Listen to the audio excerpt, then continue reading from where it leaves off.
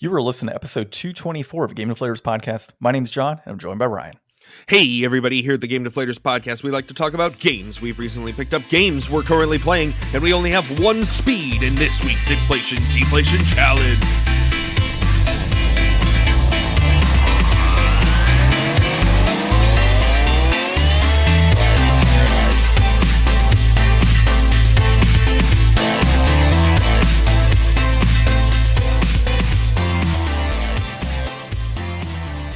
So this week, of course, we played a little bit of Uniracers on the Super Nintendo. Well, I played on Super Nintendo. Yeah, you played on a different method that we'll get to in our Inflation Deflation segment this week.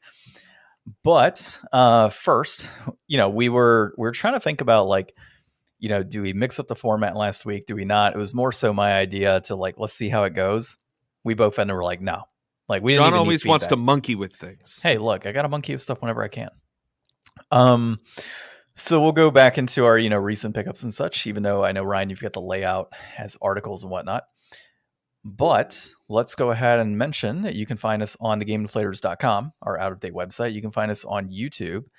You can find us on Facebook and Instagram at The Game Deflators. You can find us on Twitter at Game Deflators. And of course, if you're listening to us on your podcast app right now, leave us a 5-star review and leave a 5-star review on any other applications. Yes, please. Yep, that was 4. 5. There we go. Okay. Recent pickups and currently playing. Let's see. PlayStation Plus games for the month of February. This was a pretty decent lineup this time. It actually was. I kind of went circumvent around it a bit. Yeah, so Ollie Racer, whatever it was, or Ollie Boarding, I don't know the name. It looked kind of dumb when it first was announced, but I'll take it for free. Mafia, the remastered collection or something, or whatever version it was. Don't know if I'll play it, but it's on there. And I'm completely forgetting what the other game was all of a sudden. But there were some good games on the PlayStation Plus collection this month. As far as standard, not premium or extra or whatever it was, just a base collection. Picked them all up. So did that. Let's see. I also got Eldest Souls. It came out on PS5 via limited run games, so I grabbed that. Finally came in. Honestly, probably the fastest turnaround for a limited run games order I've ever had. So that was kind of cool to get that game. And don't shit on me for this, but I got the new D&D book, Keys from the Golden Vault, the alternate cover. Yeah, so that one's pretty cool. It's supposed to be these basically one shots essentially, or mini campaigns on heist. So essentially bank heists and that sort of stuff. So the idea here is potentially use one of them and modify it to where it'll work for Strixhaven. So okay. That was kind of my thought process there. Apparently it's some pretty good stuff, so we'll check that out. And as far as currently playing is concerned, I got Cardia, in the PS1 or not PS1, but in the PS3. I've been playing that. And then I've also got Catherine running in the PS3 when I play with my wife. And so those are two games that are currently on my list. Have you made it through Cardia? I know last week you were stuck at a boss and battling a way to grind. So I kind of figured out a way to grind / not figured out a way to grind. So obviously your characters, as they kill enemies, they gain more experience than they would if they just did a regular attack or healed or something along those lines. And so what I ended up doing is creating more phantoms, and the phantoms are fine, when you create the phantoms, but it's about the equipment you make. So I started making more and more equipment that was higher end. So military boots and warrior katanas and adding +1s and all these other things to it. And yeah, I've been able to get past things pretty quickly since then. So you just weren't using all of your systems. Yeah, essentially. And there's, ways to make things stronger. Then you have to consider okay, well, they have X doll phantoms, so I want to make X common phantoms, and then they have X shadow phantoms, so I need to make more doll phantoms and so on. So you kind of have to balance things out in that respect. But I got past that one area. I'm on chapter 9, I think, or chapter 10, chapter 9 or 10 out of 17 on the first part, which is Lacrima, I think is how you pronounce her name, or Lacrima. So her chapter, and then Toxa is the second set of chapters. So once I beat her end, I have to beat Toxa's story as well. So I would say I'm probably about a quarter way through the game, and it's taking a long time. And it's not so much because it's like a big game or anything. It's because of the battles. It could take me 30 minutes to an hour to finish a flipping battle. And it's all about I'm trying to go through and use as much strategy as I can when defeating certain enemies. Like there was one where it was like, oh, you have to defeat this particular enemy. Well, that's great if I got to beat that one guy, except for the fact that he has all these other phantoms with him that have been summoned. And if I ignore those phantoms, they'll kill my characters. So I kind of have to go ahead and kill those phantoms. So battles take longer in that respect. There was one, it was like, kill all the thieves. I'm like, okay. So I killed like 3 of the 4 thieves. And then they're like, reinforcements have arrived. Here's 5 more thieves. I'm like, what the hell? Like, this would have been so much faster. And it's not even like it's, a big part of the story when that type of stuff happens. Like, there's no like dialogue that comes up says, oh no, like here's this other bad character. It's come in with recruitments. No, it's just like we're going to pile on more into the battle. That's the only reason that's happening. You could easily get like the full blown experience if you limit me in, say, 15 minutes of battle and then more dialogue and story that's tied to it versus a 30-minute, 40-minute battle that now I have to like trudge through just to get to like 15 minutes of dialogue. Like it's kind of annoying, but I'm kind of liking the story for the most part. I'm going to go through like the game facts page and like reread all the chapters to make sure I catch everything of like what's happening. But it's definitely interesting. And, it's not exactly my cup of tea. I'm starting to learn that I'm not as big of a fan of like, strategic RPGs with that type of combat. I really like it just takes longer than you'd like. You prefer just like a turn-based JRPG style. Yeah, exactly. Like I like the JRPG style of battle, turn-based specifically, where you're just like, okay, cool. There's this one big enemy that has 10,000 HP, and yeah, it's going to take me some time to whittle him down, but I know I'm going to beat him at some point in time. And just the ability to kind of flow with your characters differently. Like, okay, I got 3 characters, whereas I could be running like 12 to 15 characters in a battle and like having to individually move them and then think of their attacks, and an enemy having like 15 to 20 enemies that I like, literally like up to 20 enemies. That I have strategy to fight. Games are about getting into weeds with all that stuff. I've only played like Final Fantasy Tactics Advance, I think, is like one of the only strategy games I've played. I Like I might have played a couple, but that's made good for GBA. So it's really probably pared down to be more like you're saying, like probably more 15 to 20 minute than 20 to 30 minute battles. Yeah, and I remember some of those in Tactics Advance being a little, long at times, but that game in particular, the portable nature of it made it great too. Like, because you could just stop, save on your turn, turn it off, and then resume when you're ready. Whereas, like when you're sitting down in front of a TV, like, I don't know if this game does it have like mid battle save. So it does, so but you're in not like you're not really leaving it. You're there for the whole time.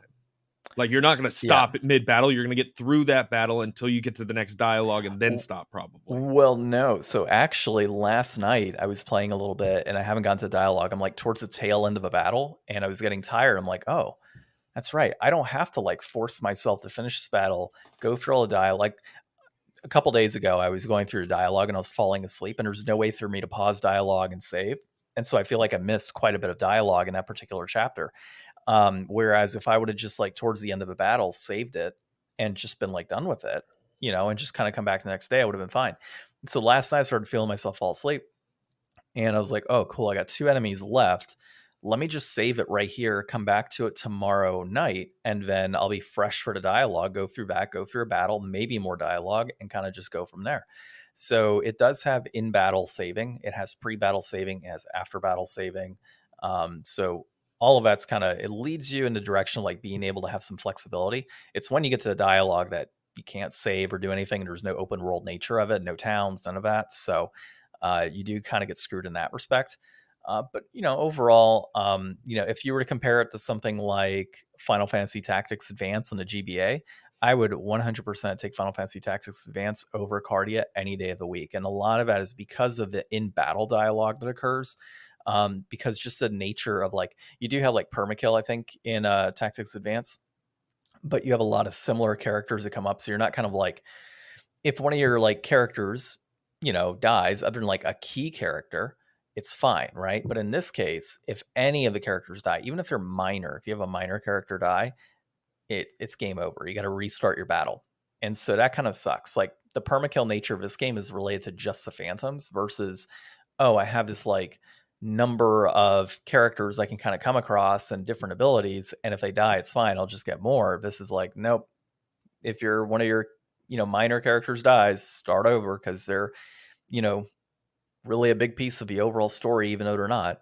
So yeah, that's pretty much been it. And then Catherine, with Catherine, we got to we just finished the first boss battle. Is this like Catherine. the new one with the extra Catherine? No, this is the one on PS3. Oh, okay. Yeah. So we've been playing on PS3. I got the collector's edition on that as part of a great gaming pickup of 2020. Are you doing good at it? I know it's a challenging puzzle game. Oh, it's a bitch, dude. Like the first like few levels are okay, cool, no problem. And then we got into like the first like Catherine fight where the claws are chasing you and she's got a fork or something. She's trying to chase you down. And yeah, that took us quite a while. Luckily, we kept hitting like an extra like couple lives throughout. So it's like, okay, 2 lives, we lost 1, 2 lives, we lost 1 because we get far enough. But at some point, my wife just was like, nope, you take it. Like, okay, so you guys were both on the sticks and then you switched over? Yeah. The hard like, stuff? Well, yeah. So she went through it like probably 10, 12 times and was getting to like the same part I was after I tried. And it got to a point where she's like, so she's not like the best at puzzle games like this, or puzzle games, I should say. And, I am pretty good at games like this, but I was getting to a point where I was also getting stuck. So it was interesting because it gave her a chance to kind of sit back and watch it continue happening, like what was going on. And then she started saying, oh no, you got to go over there and move that block. You got to move that one. And she's you need like a spotter in this game because it's really fast paced. You got to like really be on point with where you're going, and you only get like a couple of mistakes that you can undo. Yeah. And then there's like, I mean, are you getting like pushed around by sheep and stuff? Not in the final battle, but yes, we were getting pushed around by sheep for a while. And it was in that, not final battle, but it was in that boss battle where she was like, hey, do this, do that, do that. Where I'm a little faster at the controls and I don't have as many issues in like pushing blocks. Whereas like when she's playing, if she's under that pressure, she'll like move a block when she's not supposed to, or like push one off the ledge and we're like, no, we need to use that. And it's game over, obviously, or restart the fight. Whereas I'm a little better with that type of stuff and she's good at spotting now. So it's a good, interesting game. Like, for a couple, I would say actually, this is definitely one to like, you're going to get frustrated, but if you're, I guess, a strong enough couple and can get through these types of things and not yell at each other, it's definitely a fun game to like interact with one another and point out the puzzle and try and solve things on the fly. We had a very similar experience with Lumo actually on a PS4, which is another like cute little puzzle game. Well, that's a cute puzzle game. Catherine is not. But yeah, puzzle games like that are always very interesting to play together, and we're definitely liking this one. Nice. And then she's already decided her next game is going to be Last of Us Remastered since we're watching the show. And she's like, yep, I definitely need to play the game so I don't spoil it for me like the whole show. I'm like, don't worry, you've already spoiled the whole show for yourself. Yeah. Like, can't go beyond that.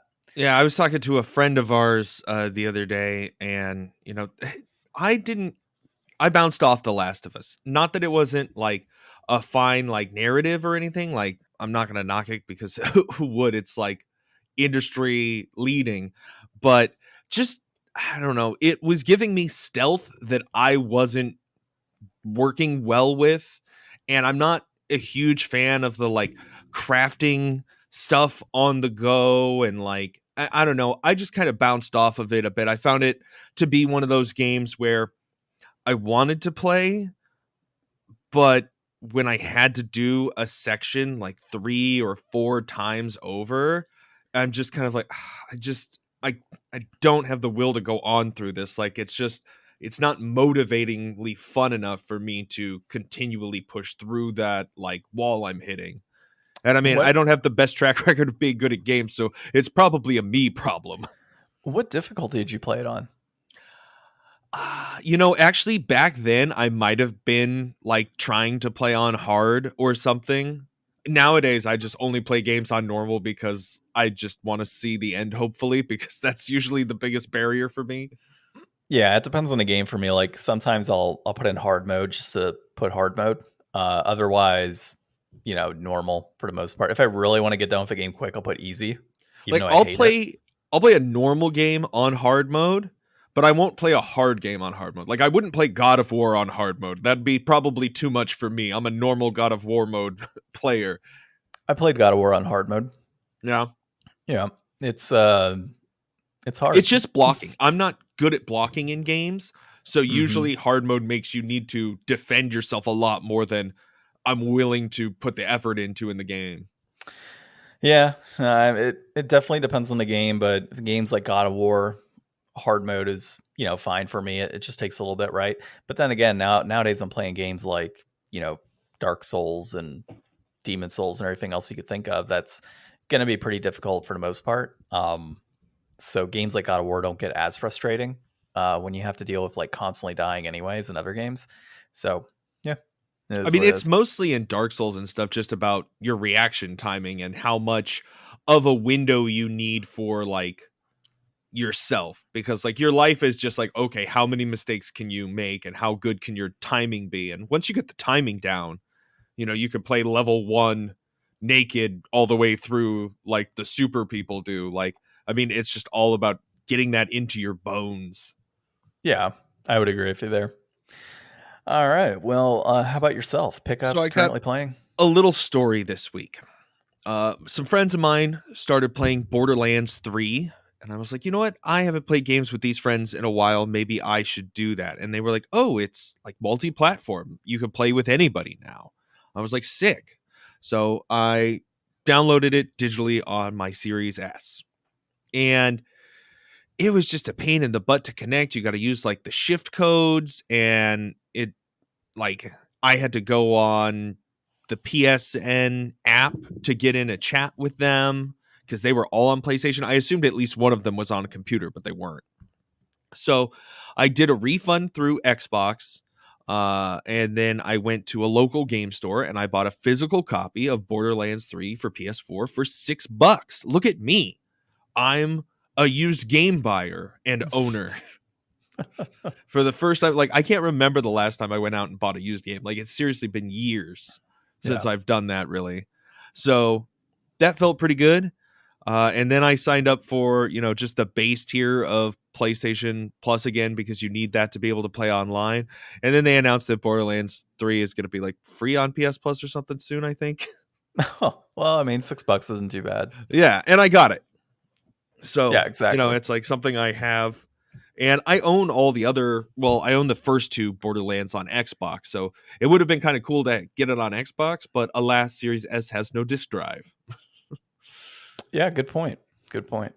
So that was just kind of a different thing for me. And, I looked it up online and, it was about the going rate or so, even though, sometimes local stores aren't the best. I felt like, hey, it was quick. It was easy. I was in and out.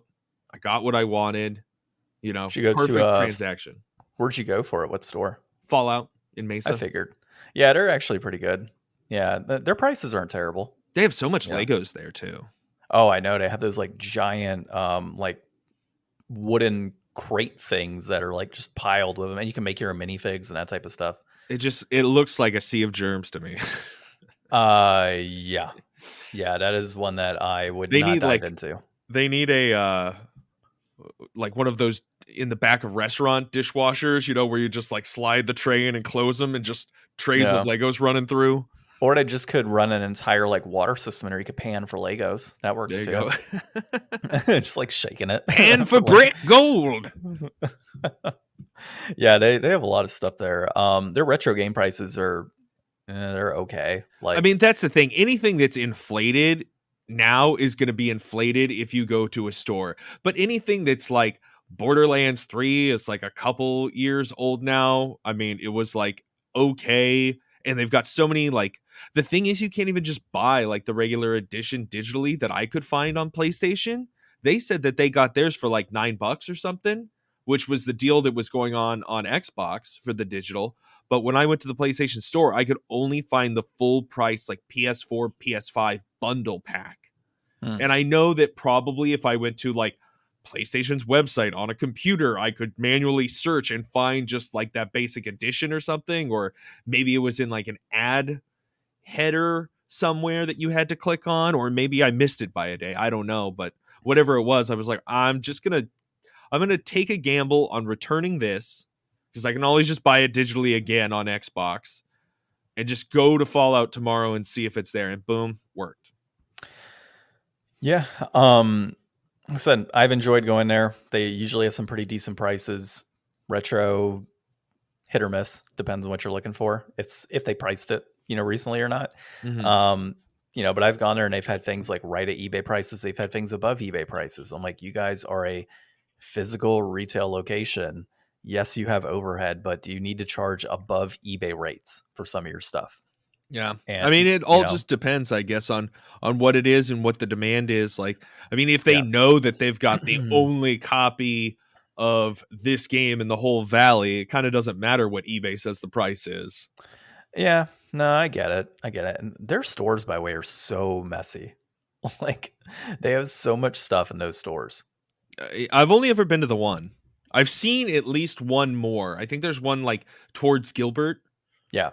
There's supposed to be one out that way. So, all right. Do we have any discussion topics this week that you want to cover? Man, if not, I got some ideas. Yeah, go ahead. Hit me. Okay, so the first one is One Piece, because I always have to bring up One Piece. I have not read any more One Piece. I know you have not. I just have to say that the Wano arc is the greatest arc of all time for One Piece. It really? Was. Okay. Oh, yeah. Dude, it's phenomenal. Where are you at again? You're at Whole Cake Island? Yeah. They're making a cake right now. As fast as they can. As fast as Ryan can read. That's about what it is. Because it gets made. Just, Yeah, so I finished the Wano arc. How much of that do you know about, by the way?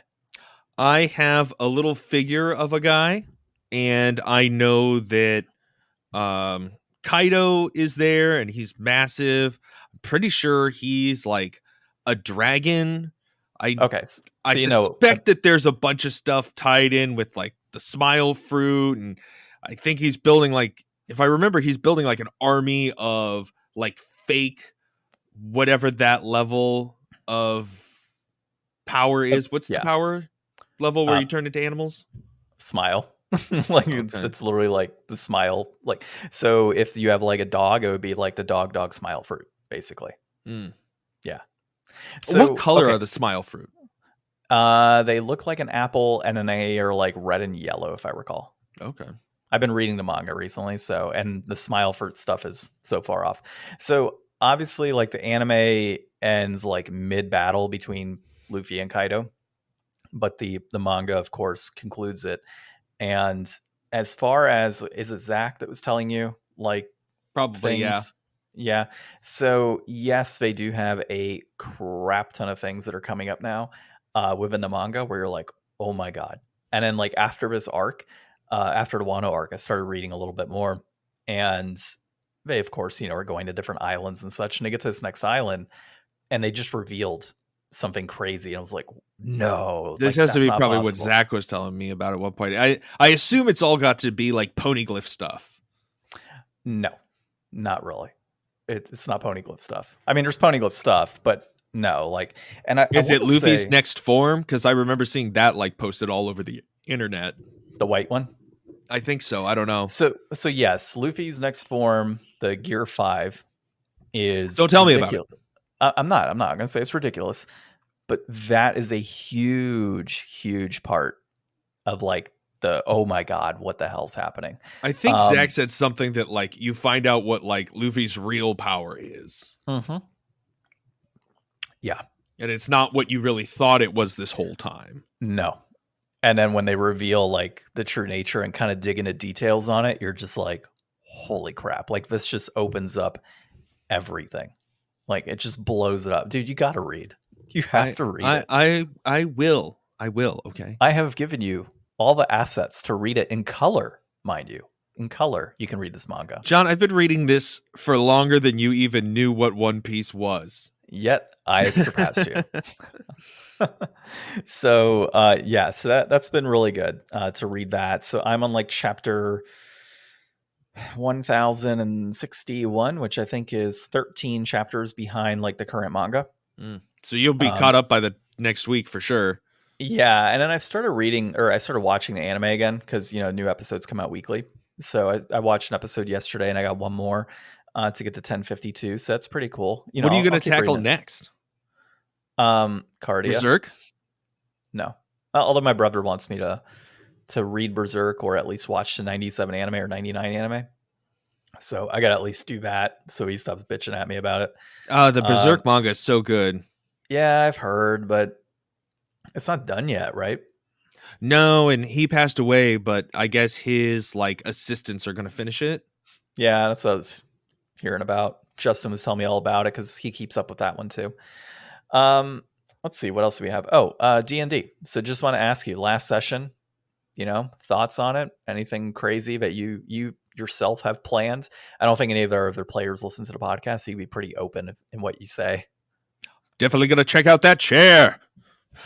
Oh my god, dude. that was such an on the fly thing that I did for you guys. We're in a school, right? It's like the college for magic, and I mean, we're definitely, I guess, playing up the school aspect a bit extra because that's fun. So like as soon as we walk into the library, John's like, oh, there's like a wall with postings for like clubs and activities and stuff, and I'm just like, maybe somebody's got a couch for sale. And of course, as a DM, you have to make the couch happen right on the spot. So it was a chair of magical resting, or a seat of magical resting is what it was. And they're like, seat of magical resting, we have to go check this out when we're done. So like the entire time we're going through the main story for the campaign, and you and Joel are just like, yeah, I can't wait to get my hands on that couch. I think it was cool. Did you send us a huge list of school activities? Yeah. So this was kind of my mentality. Like everybody else was kind of like talking to everybody. I guess I kind of joined the art club or whatever, because I'm the only person who's like in an art class. Mm-hmm. But I kind of want to just like take my time, because it's like, this is only our first semester. We're going to have multiple years. So it's like, I don't necessarily want to go get like 2 jobs and a class and stuff, because I don't really think that that's what I would do or what my character would really want to do in that circumstance. Steven. Yeah. And then I think that I don't know, the overall feel is really cool. Like, I think we're all starting to like get into our characters a bit. I think that the like location is going to be more and more fun as we learn more and more about it. Like, we ran into one of our professors, and like everybody thinks that Joel is a teacher. Like, there's a lot of already really fun stuff going on, and it's like, oh yes, cool, I'm excited, I want to keep going. The whole, like, I've officially just made that canon moving forward. Like, anytime a student sees Joel, like, oh, hey, professor, like, just every time it's going to happen now. It's just to give him like these opportunities to do stupid things with that character. And a lot of it's because like his character doesn't get involved in battle necessarily. Like, you notice he's always about like fleeing or trying to get characters like entrapped in nets and stuff. So I have to do something a little extra for his character that makes it fun for the rest of the group. So like, coming across another professor and claiming that he was new to get the teacher discount for you guys and rolling the deception was absolutely hilarious. So yeah, I definitely enjoyed that. And then of course that battle was pretty fun for the most part. I ended up having to amp that one up because I figured you guys are not new D&D players. And obviously when they have these level 1 battles, those battles are set for like, new characters, obviously, right? Or new players that are like getting level 1. And so I ended up amping up that mimic a little bit. Like, the game tells you, oh, it has 30 HP and it has disadvantage on attacks. No, not in this battle. It had it didn't even really do much anyways. No, I know. But imagine if I would have gone with what the book said. The book was like disadvantage on attacks and 30 HP. You guys would have killed it within like 1 turn. Yeah. So I ended up going like 54 HP and it did not have disadvantage on its attacks. And it worked out well, because I was rolling like shit the whole time.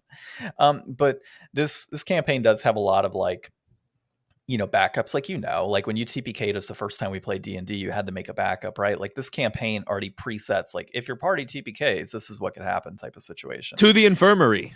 So yeah, exactly. So I'm like not afraid to like kill you guys off in battle because I know that, you're going to come back in some respect. But yeah, there's some funny things overall that are going to happen in this campaign and just haven't yet. So that'll be pretty cool. And then of course I got to look at what I'm building for next week, but I'm already thinking about like long-term story-wise, like what's going to happen with you all and kind of how to intertwine what the book has, but also what I have in mind to build up to that point and make it a little more interesting. So we'll see. We'll see how it goes.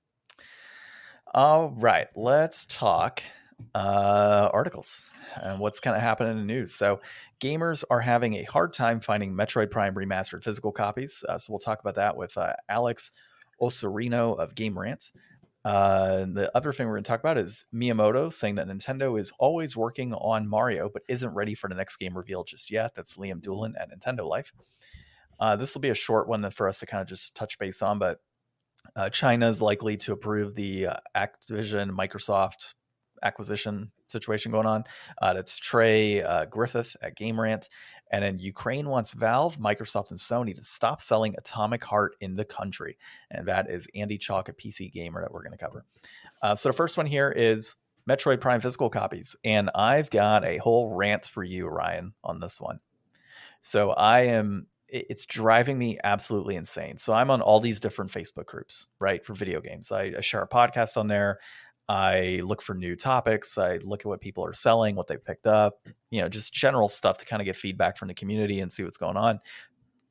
And what's really kind of ridiculous, and we kind of know this, right, and we've talked about it, is the whole idea that like anything Nintendo creates is gold. And if you hold on to it for 30 years, you're going to make $20 type of situation. Like if you think about like all these N64 games and how pricey they are, like, Mario Kart being $45, for example, that's a normal game price. Like if you bought that game 5 years ago for $35, congrats, you made a whole $10 because you kept it. Or if you have a sealed copy, good for you. Obviously, you've kept a sealed copy of Mario Kart 64.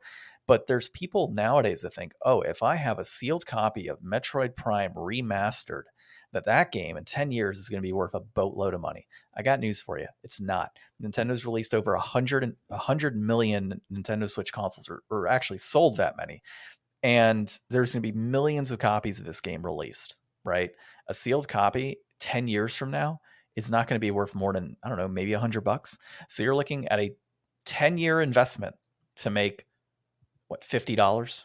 And then tax and shipping and everything else tied to it. It's absolutely ridiculous. So now you've got this apparent shortage of games because of scalpers, which, yes, there are scalpers selling the game. We've seen that happen time and time again. You know why they're doing that? Because all of the collectors out there and all of the Nintendo rabid fanboys are buying up as many copies of a game as they can, thinking it's going to be this crazy collectible game worth tons and tons of money a number of years from now. It's a remaster. It's a remake. The original is the one that would be worth money. I would think so. But I mean, a remaster, the graphics are pretty good from what I've heard. Point being, though, is if you don't have this rabid mentality of I need to buy this Nintendo game because it's going to be worth money at some point, or I have fear of missing out on grabbing a copy of this game that's going to have millions of copies released, that's the issue. And that's why scalpers continue to do what they're doing. If you don't show as much interest, if you don't try to get every single game sealed and collect it and make it this instant collectible in your mind, well, then what are scalpers going to target? The only reason they're targeting these games is because you're actively going crazy for them. That's the only reason scalpers are involved in any capacity whatsoever. It's because of that rabid nature. Like, you don't see this with PlayStation 4 releases. Well, so like I just pulled this up. Metroid Prime on GameCube complete price is $35. Yeah. So buy it on GameCube and play it on your Wii. But I mean, like, isn't that like, I would have assumed, with the big boom in prices, especially for like GameCube and stuff, is starting to get up there now. Like, I would have thought that would be higher, but that's still less than this new remaster version. And I would always assume that like the legacy version would be the one that's in less print or harder to find, or just the original, and thus have more value to it because like it's got a manual and stuff. It plays on the GameCube, like a little Switch cartridge that you can just download digitally and doesn't come with like a manual or anything, just inherently seems less valuable, even though it's like a modern remake of the product. Yeah, well, that too. You have digital sales that are encompassing a lot of this as well. So it drives me crazy. I'm like, there was a page the other day where somebody's like, "Oh, I bought like the collector's edition, and then I bought one to play, and then I have one that I'm sealing." I'm like, or keeping sealed. Like, imagine buying 3 copies of a game because you think that one day your one copy is going to be worth hundreds upon hundreds of dollars when realistically it's not. I mean, we all And bought 2 copies of Mario 3D All Stars. well, You see that eventually one, returned yours, but that's and you only know up what? $10 now. Yeah, exactly. The game came out what, $50, and now it's going for like 65, 70, Yeah. like 2 years later. And it's not like that game's going to go for crazy prices later on because it's been released on so many different, there's so many variations of it. You can get 64 on the DS. You can buy it on the Switch, obviously. You can get Galaxy on the Wii and play it on your Wii U if you really need to. Like, there's digital copies of everything nowadays. So, it's a totally different era of gaming and a totally different era of collecting. Like, great, you kind of wish that you had the hindsight back then to keep your Earthbound sealed and your other games sealed, thinking they would be rare, and some people did. But that was back then. Like, we didn't Well, know there's back then what still was going to happen random today. stuff like Devil's Third isn't that old. No, and those are like legitimately rare games. Like, there are situations where you have legitimately rare games, but things like, I have a complete in box copy of Mario Duck Hunt. Who cares? Like, millions of copies were released. Or I have a sealed copy of Breath of the Wild on Wii U. I do. Do I care about selling it down the road? No. Like, in fact, I'll probably open it on my Wii U at some point. It drives me crazy. And then, of course, when you catch people, and there was a guy the other day where he had mentioned that he bought 2 copies of a game, right? And I was like, so a question for you. Why do you need 2 copies? He's like, oh, well, I like to collect it. I was like, well, why does it matter if you have a sealed copy then? So you plan on selling it is what you're saying. Like, you plan on selling it 5-10 years from now. No, I don't plan on selling it. So then why did you buy 2 copies of the game? Like, if it's like just for you, nature, if it's just for you, then you don't need it sealed. Maybe it's so he can give one to somebody eventually. No, the guy was like, it's for my collection. Okay, well, you don't need a sealed copy for your collection. Yeah, like, you don't need to buy 2 copies of every single game for your collection. And that's one of the I only see this with Nintendo fans, by the way. I never see this with like PlayStation, Xbox fans where, I have to keep my game sealed. Like, baffles me, dude. Just absolutely baffling. I think people just have that mentality because, Nintendo games used to come in a cardboard box. Like the keeping of the cardboard box is what makes that exceptional because there was nothing in the world prompting you to do so. Like the fact that you had the foresight to do that, keep it in good condition, keep the manuals and everything together, like that forethought and giving somebody else that experience, that's why you pay more for complete inbox for something that you just can't get. But when it's just like a little stick of plastic in a case with no manual, like, what are you going back to? What's the experience you're getting from cutting open the plastic wrapper on that? Yeah, exactly. And then, and that's one of the reasons I love our friends over at Premium Edition Games so much, right? Yes. Like, their whole concept of, oh, you want a complete version of this game? You want the patch? Guess what? You have to open the game. You have to play the game. You have to experience it.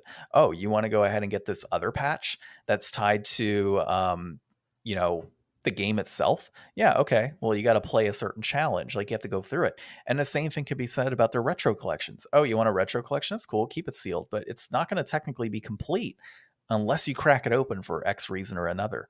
And okay, well, you want to keep that one sealed and buy another loose copy? Well, that's more money for them technically, because now you bought 2 copies of the game. Yeah. So, I love that concept that they have, right? And even I've got like a game sealed from them, and it's not a matter of like, oh, because I want to keep it sealed. It's because I've just been too damn busy to crack it open and do a video and tag them. Like my Phenotopia copy I got, I need to crack that game open and play it. because I don't envision that as something that I ever plan on selling. And if you never plan on selling your collection down the road, why the hell are you keeping things sealed? Why are you buying multiple copies of things? Like, people need to start thinking to themselves, like, am I really spending my money wisely here by buying multiple copies of a remaster?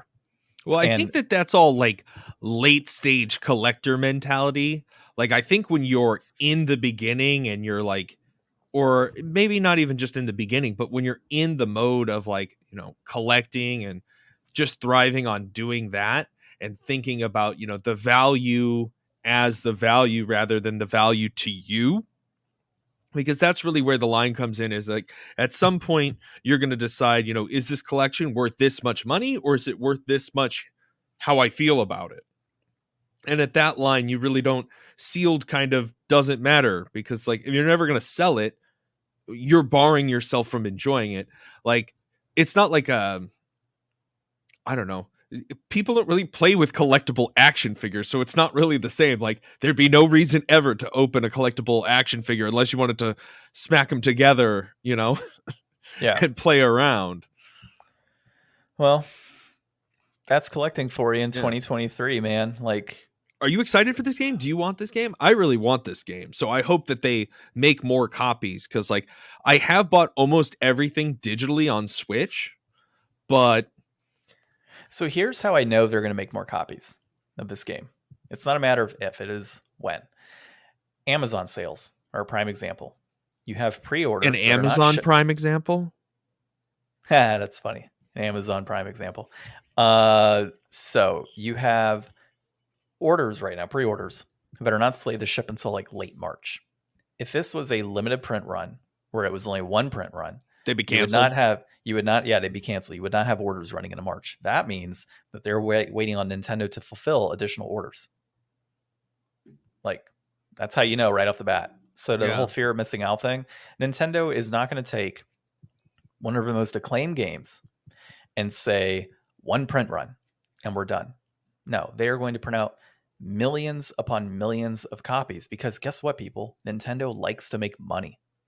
It was probably just the shadow drop nature of this. Like, they probably ran into some kind of situation, or I don't know.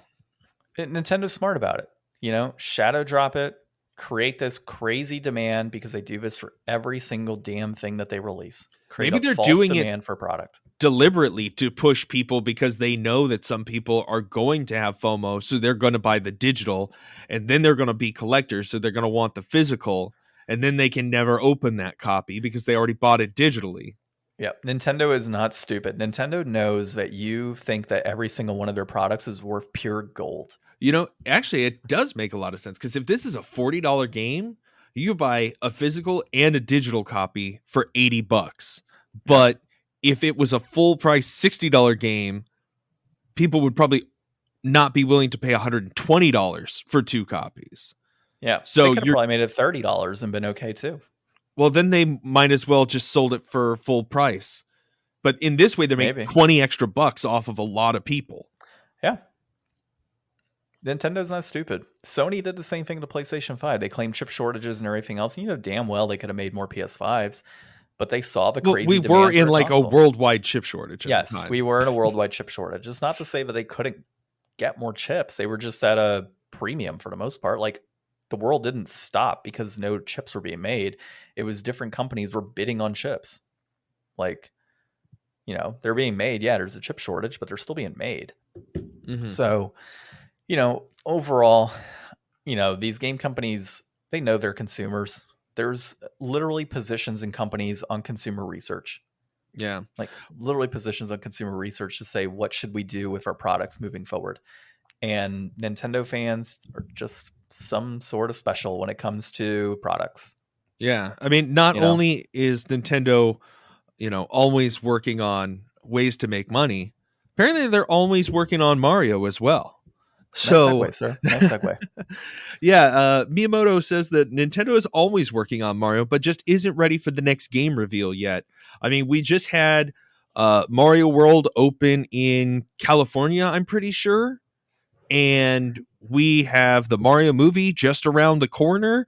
and nobody's had a new Mario game to play since Odyssey, which was like 7 years ago or 6 years ago or something. True. Technically, we had the Bowser's Fury. Oh, the Bowser's Fury, but that was a couple years ago.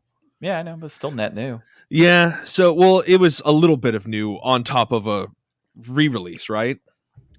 Because it was Mario 3D World plus Bowser's Fury. Yeah, from the Wii U, which is a fantastic game. So if you did not pick that game up, it is still in the $40 range on eBay.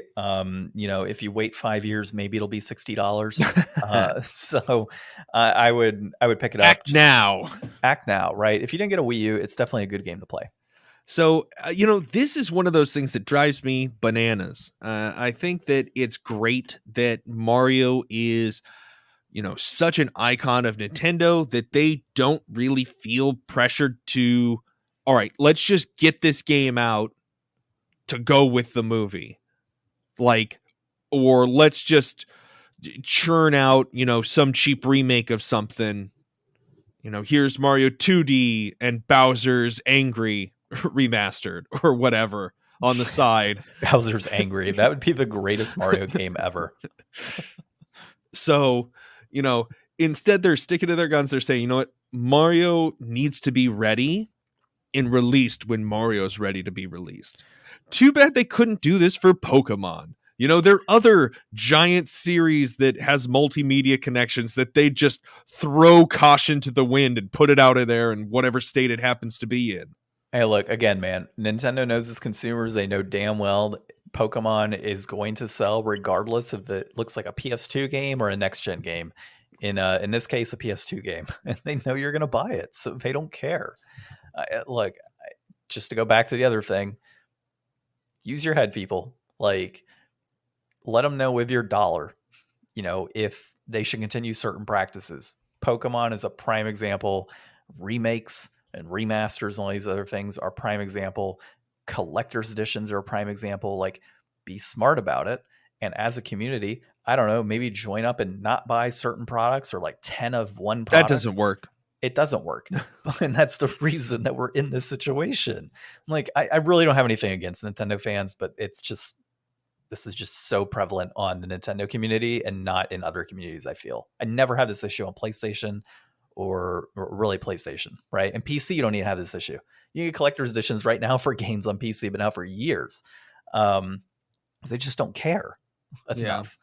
Plus, they got to spend too much money on graphics cards.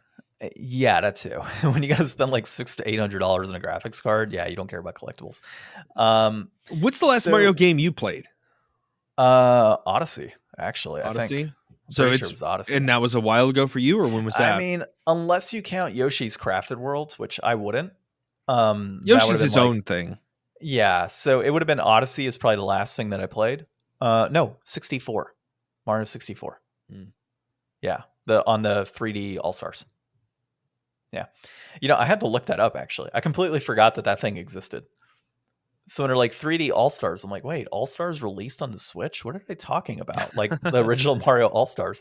And I looked it up. I'm like, oh, yeah, that's right. I forgot that those 3 games came out as 3D All-Stars. Because they stopped it. They only did the limited release of it. I think that was before the Bowser's Fury game, or was that the most recent Mario release? The Bowser's Fury is the most recent release. Okay. And it came out with that remake or remaster, I should say. I'm always excited for a Mario game. I've talked about it on the podcast. I played Odyssey for my New Games resolution last year. I'm not the biggest Mario person. I'm really not. And I'm always excited to see what's new with him because I like the enthusiasm that other people get. I love watching the completionist complete a Mario game or something like that. Somebody who is really into it and gets that full experience. And, even though it's not my genre, he's an icon. And I just can't help but love the plumber anyways. Yeah, I mean, it's definitely one of my favorite genres in general. And, I love Mario games. It always seems like it puts the stamp on the new,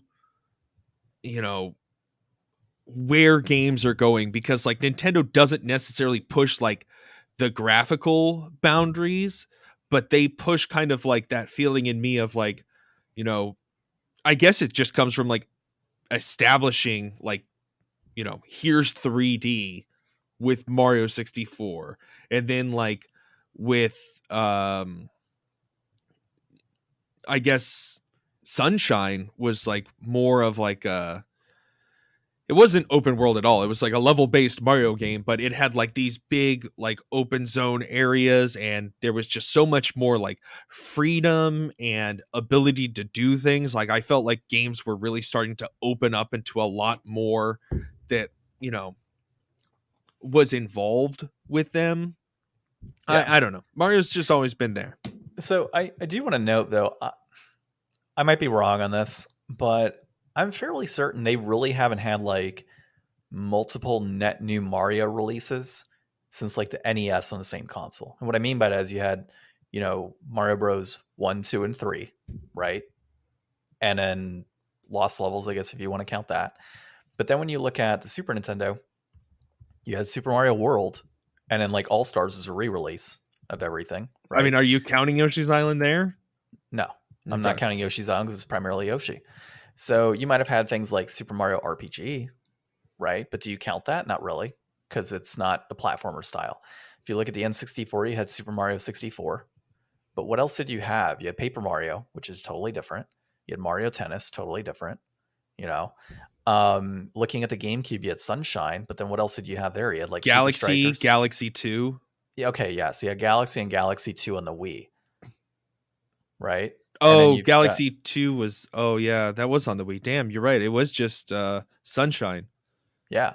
So it's almost like, and I guess the Wii U technically had a number of first party Mario games. Like you had Super Mario Land on there, and then you had the new Super Mario Bros. U, and then Super Luigi U and all that. So you did have some multiple releases there. But when you kind of think, but like even the Super Mario Land, I want to say it was on the 3DS.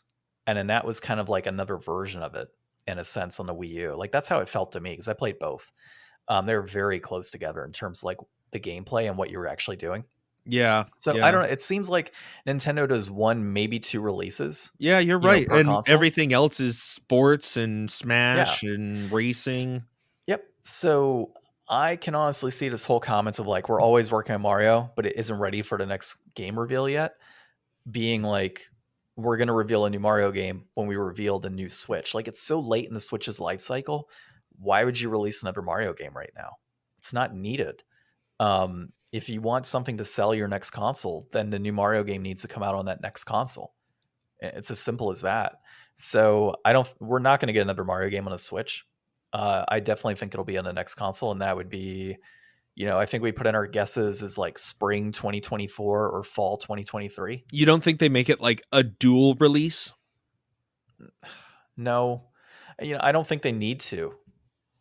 Like they did that on the Wii U because the Wii U didn't sell that well. The Switch sold like crazy. Yeah, but if you put it on the Switch versus on the Switch 2 only, then you're only going to be able to sell it to the people on the Switch 2. Whereas on the Switch, you have millions of people that might never buy another video game console again, but still have a Switch. Well, and Nintendo may run into the same issue they did last time, unless there's backwards compatibility, which I think it'll be easy. Like, I mean, the 3DS and the 2DS, like all they had was that little thing sticking off to the side on the cart, so that it wouldn't fit into the old Switch. I think it's very possible this next console could very much end up like the Wii U was to the Wii. Let's hope not. Well, let's hope not, but it could. I mean, think about it. Millions of consoles sold. Next console comes out, backwards compatibility, a little different, but not so much. Well, there's not going to be a pandemic, so it's automatically going to sell less. Yeah. Like that was kind of the thing. Like, I mean, where would the Wii be if not, or the Switch be if not for COVID? Like, would it have probably tens of millions of less sales? Yeah, possible. Yeah. And PlayStation may have more, at that point. Because Nintendo already had a lot of availability for its console during the pandemic in general compared to the other makers. All right, let's dive into our next thing here, which is I was my favorite. Speaking of pandemics, no, I'm just kidding. So China is likely to approve Microsoft Activision acquisition. I said that right for the first time. So basically, I mean, we can be really quick on this, right? Like we're obviously seeing these different regulators in different countries, or regulators, I guess would be the correct term, in all these different countries that are looking to approve or not approve this acquisition. China is likely to approve it, which would be an interesting move given their history with Blizzard in years past. But I also think this is more like a smack to the U.S. and a smack to the West in general, going political on it. In that, oh, you guys are not looking to move forward with an American-based company and an acquisition, and you're looking to sue them and everything else. Well, hey, look, we're going to go ahead and let it go through, and you're going to have egg on your face with American consumers as well as just an American company, and we'll hope to do more business with them in the future. So I think there are political ties to this acquisition, and it will eventually close, despite the fact that it does not look like it will. It will eventually close because backdoor deals are going to be made, and you're going to have different things that are going to come into fruition on the back end that we're not privy to, that are going to allow it to go through these different regulators. I keep wondering in this article it was just a few weeks ago, I think, that we were talking about how Blizzard pulled out of China. Like they closed down all their games and stuff, and they like toppled some statue like outside of the Blizzard building. So that all just happened recently. So, they're going to approve this deal. I wonder if that's going to give them inroads possibly back into China. Like maybe now that Blizzard will be owned by a different entity, maybe it's time to go in, renegotiate those contracts and see what happens from there. Although I know a lot of it was like they were really, cribbing the style from WoW for some new game coming out just pretty blatantly. So, I mean, they're still going to have that Chinese competitor there, but will that change things? Will their easy approval of this deal make Microsoft be like, hey, China, how would you feel about some new Blizzard or some Call of Duty? Well, there's kickbacks, right? Or there might be something along the lines of like, hey, you want to go ahead and sell your games in China? Well, we're going to need you to do something for us. We need you to limit the amount of marketing that you're going to do in the country, or you need to help push some of our other games, or with distribution. I mean, there's so much that could happen on the back end that we don't know about that allows these deals to go through. And then you have companies like Chile, for example, who already let the deal go through. That was months ago that we talked about that, and we were like, oh, well, I guess Chile approved it. Yeah. And now it's like they're also being sued by the FTC. Yeah. So they can, and it's not necessarily that Chile is, doing it because, like a slap to the US. I think it's more so Chile doing it for economic gain in the country than anything else. Maybe there's possibility of like, oh, well, we want you to open up a plant in Chile to help manufacture your discs. There's so much crap that could happen on the back end. That could be part of it, China. Oh, well, we want you guys to open up a factory. We'll allow you to sell your games here, but you need to open up a factory for manufacturing here. It's Microsoft, right? Like there's so much that can happen on the back end that's not even tied to video games that allows these things to go through. So I guess that's why there needs to be so much regulation and oversight and approvals to make sure that this is really what's most equitable for the most and not necessarily just to enable deals and stuff. Yeah, like, dude, the FTC does not give a shit about the average gamer. Yeah. Like, that's not why they're suing Microsoft. It's not because, Microsoft's going to have too much competition or PlayStation is not going to have Call of Duty. It's what can we get out of Microsoft? Yeah. That's all it is. It has nothing to do with gamers. So, well, all right. Speaking of getting things out of Microsoft and Valve and Sony, Ukraine wants them to all stop selling Atomic Heart. Have you seen much of the reviews and stuff for Atomic Heart this week? I haven't. I had heard like mixed reactions for it. It's kind of all over. Yeah, like the big thing here is it's a Russian-based developer, and there's apparently ties to the Russian government, and so Ukraine is totally against like sales or wants sales out of their country because they feel that money generated by this company is going to line the pockets of the Russian government, which in turn is going to be used to fight the war against Ukraine. I mean, if the Russians' military plan is banking on the success of Atomic Heart, I think they're already in trouble. Yeah, that's the last straw, right? They should have avoided Game Pass then. Yeah, were they on Game Pass? Yeah, it launched on Game Pass day one. Okay, so yeah, I mean, they should have avoided it.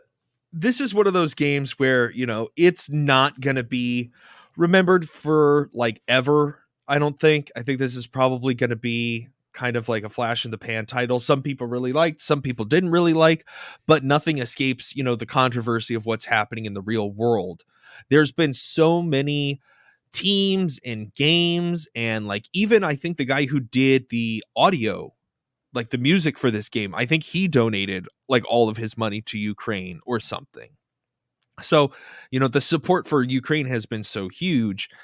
And, you know, certainly, you know, Russian studios have made, you know, statements. You know, they said that they're, you know, very, you know, pro peace and anti-human violence. But, you know, they haven't called out the war, though. Well, the conditions could be that, you know, because they are owned by certain interests, that could be it. You know, all right, you guys are all traitors, you know, and that's not treated the same in every country. So, you know, for them to not be speaking out isn't necessarily a condemnation, you know, or necessarily, you know, just like acceptance either. You know, they could just be in a tight situation. And so, like, I feel for those devs. I mean, this game was in development long before any of this stuff happened, you know, and they've had to certainly make accommodations the way that any studio had during, you know, pandemic and overcoming all of those challenges. So it sucks for them to just be on the wrong side of a border in this situation. But I don't know. I'm just never pro like censorship from a government. And, you know, if they want to discourage sales in their own country, I guess that's fine. But I don't think that they should necessarily be trying to like stop this from being sold everywhere. Like they say limit. I don't know what limit means. Like, sorry, we've sold 10 copies today. No more. Well, here's the thing. Like, I'm with you on the no censorship aspect. You know, it's not needed. And, you know, people need to start considering like the dev on the other end, like you said, they may be completely against this war. They can't speak out about it. Like automatically, I'm not going to say like the S word here of, you know, jumping out of places. But that is an automatic that situation. Right. And I didn't say it because obviously I don't want it to get flagged through like Apple or something. But, you know, that's really the situation there, you know, or arrest and your family going through, you know, additional hardships basically because you decide to speak out. And that's just what it is in that country. Right. And I doubt, you know, they've got it any better than devs here. Like how many devs do you know here that are, you know, not, hold on, what am I trying to say? Like they're probably not super well paid or super well appreciated. They're under this, you know, pretty steep regime of pressure from above, you know, to just perform like devs in any game. So it's like they worked really hard to do all this and they just kind of get punished for it. Yeah. Yeah. And then obviously making calls to like, you know, not sell a game, that doesn't benefit those people.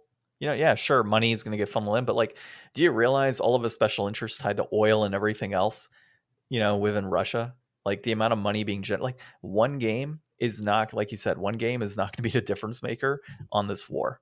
Yeah. Like now, unless they were pumping out tons and tons of games and making billions of dollars on an annual basis, or like sure, saying that all of the profits from this game are going directly to fund the war effort. Like they're worried about people buying this game and the devs making the money and then having to pay taxes on their profits. Like they're worried about the taxes going to the government. Well, you know, anything that anybody in Russia is going to do is going to go there. Yeah. oh, you want to eat a cheeseburger? Well, a portion of your proceeds have gone to defeat Nazis in Ukraine, apparently.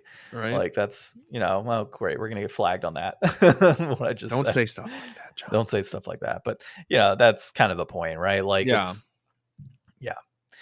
All right. Well, let's dive into the next piece here, which is our inflation deflation for the week. And this is Uniracers on the Super Nintendo, in Ryan's case on VPC. It was developed by DMA Design. It was published by Nintendo, designed by Mike Daly and Robbie Graham. I feel sorry for them after we talk about a certain section. It was released in December of 1994. It is a racing game. Reception is around an 8 on average. So the overall plot here is the gameplay Uniracers involves racing rideless unicycles around a 2D track. Heavy emphasis is placed on performing stunts. Performing stunts causes a unicycle to go faster on race or circuit tracks and earn more points on stunt tracks. The stunts can be performed, and they're relatively simple, mostly only involving jumping in the air and rotating about, given an access in a 3D space. The idea is to be able to perform these stunts quickly in tight situations while landing the unicycle on its wheel to avoid wiping out, while the result in the loss of accumulated speed if you obviously wipe out. Whoop, I just hit my thing, so it's going to be loud. Yep. So overall, it was a very, very interesting game. I dove into this, of course, like I try to do with most games, with no outside knowledge whatsoever on like what I was going to experience.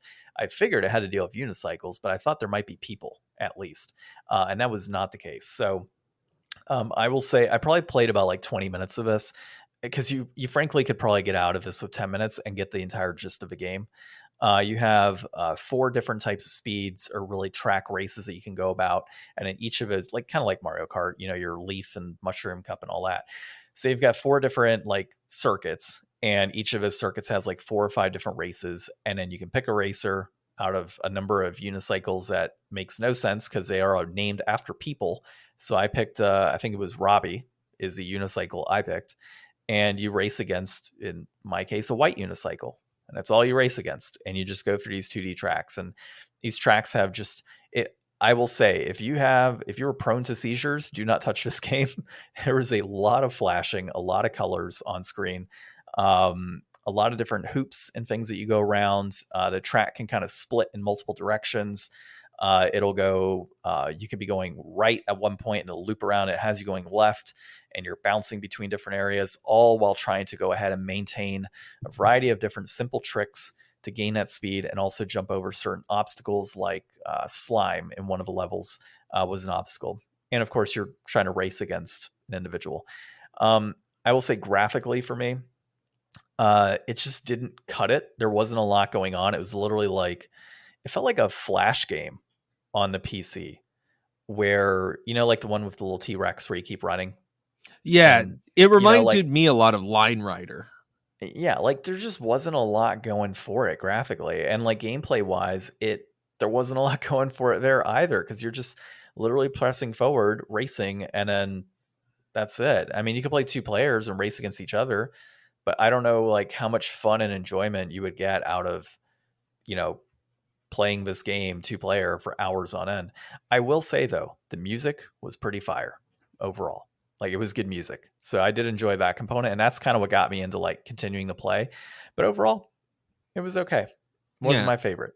Yeah. So some things that I'll elaborate on here. So all of the tracks are just a line that your unicycle rides on, and it's not like a going into space. Like, it's not like Mario Kart for Super Nintendo, where you're like, driving in like through a pseudo 3D world. This is just you moving left or right along a track that kind of loops around on itself, or like doubles back, and you do have to like change the direction you're holding depending on which way you're going with the track. As you jump and perform tricks, you gain speed boosts, which is how you can kind of control your, I don't know how fast you're going, sort of. I had a really hard time with this. I was playing, like I said, emulating through a computer, because I was trying to hack my SNES Classic, and I was not able to do it in time. But it was not good. It's not good. I did not have a good time trying to play this. I actually do really want to try to finish my SNES Classic. Ugh, man, that came out weird. SNES Classic, and get this on there and actually try it with the controls, or maybe try it next week when I come over to your place or something. But I don't know. This game has good ratings, though. It's got like an 8 to 9 out of 10 on a lot of places. And yeah, there's some that are like 5 and 6 though. Yeah, but I mean, it's got more good reviews than bad reviews. Yeah. So, I mean, people, said that this could be, it said, let's see here. Well, you know what? Maybe those good reviews were paid off, and that's where they ran out of money fighting their battle against Pixar. So apparently, this game, Pixar, sued this, developer, saying that their unicycles looked exactly like the unicycle from like a short film or something that they created, which is hilarious because a unicycle can only be animated so many ways. And they said, well, the motion of a unicycle and its actions and how it's animated look exactly like Pixar. So they're in the wrong. And apparently Pixar owned all rights to unicycles at that point in time. And there was a judge that sided with them. So I don't know what judge that was. He must have been paid very handsomely by Pixar, and obviously not paid by the unicycle team. Or what is it? Uniracers DMA team. Design. Yeah, DMA Design, Uniracers team, to make that happen. So very interesting lawsuit back then. And essentially what ended up happening was they had to cease production of this. So there was like 300,000 copies sold, and then that was it. Like they were done. That puts it in a pretty decent place, actually. If we break down the brass tacks on this one, we're looking at what is it? Complete inbox, 112.23. That peaked at 148.01 back in December of 22. That is currently trending down. Loose copy will run you 16.36. That peaked at 22.12 back in March of 2022. And John, this is one of those situations where I want to ask you. So you've got this game loose, right? Yeah. So would it be worth it for you to spend, the extra $34 to pick up the box and manual and assemble the complete price? Is that what it costs? Complete is 112, box is 3106, and manual is 1223. Oh yeah, absolutely. I should do that right now, actually. Yeah, I mean that would make sense, 100%, to do that. But I think it also kind of speaks to the fact that complete in box might be overpriced too. Mm-hmm. That average. But yeah, if that's the case, I may have to buy a box and a manual today and just get rid of my copy, because it's not exactly the best game ever. Yeah, I think that, with the limited release of this game, the interesting backstory of being sued by Pixar, like this game has some stuff involved with it. Like some games are just, hey, this was like a trash game, whatever. Nobody really has much to say about it. But like something like this that has like, I don't know, just a smidge of controversy, just like a very limited, I mean, I don't know how very 300,000 copies is, but it's not a whole lot in the grand scheme of there's billions of us on the planet. It does make for an interesting kind of title. And I would say that maybe once I'm able to play this and get a handle on the controls, or maybe it is really fun two-player, like maybe we should have taken some time to sit down and play this together last week. That might have made a big difference. But with the reviews and everything, I'm going to say that, $16 for something like this doesn't sound too outrageous, honestly. So your thing is just right? I think so. Like, I mean, I wouldn't call it overpriced. Like, it's not like a bad platformer where there's just no reason to do it. Like, if this is legitimately like a fun two-player head-to-head racing game, once you get a handle for the controls and the tricks and stuff, I mean, $15 doesn't seem like a bad price for something that's got like a limited release, a little bit of a story with it. Yeah, I'm on the opposite with it. I think this is a $10 game. Yeah. That's where I'm at. I think it's completely inflated. I don't know why anybody would ever pay $22 back in March. That's obviously likely a situation where the entire market was up, and that's why it was going for that. I don't think it's worth it.